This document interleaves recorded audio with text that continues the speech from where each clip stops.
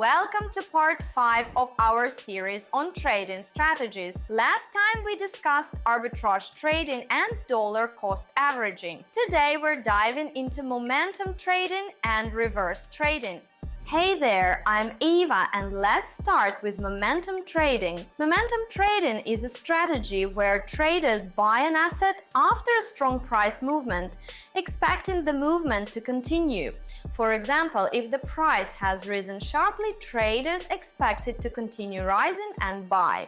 Pros of momentum trading: quick profit. If you guess the momentum correctly, you can earn on a sharp price movement. No need to wait long. This strategy works in the short term and allows you to quickly get results. Cons: risks of false momentum. Sometimes the price can sharply roll back, and you'll be at a loss if you don't exit the trade in time. Need for good reaction. To successfully trade on momentum, you need to react quickly and make decisions. Now let's talk about reverse trading. Reverse trading is a strategy where traders buy an asset when the market is falling and sell it at the peak, expecting a trend reversal. In other words, you're trying to catch the moment when the price reaches the bottom or top. Pros of reverse trading: high profit potential. If you correctly guess the reversal, you can get a big profit. Counter trend strategy. Unlike trend trading, this strategy allows you to earn when the market is falling. Cons: high risk.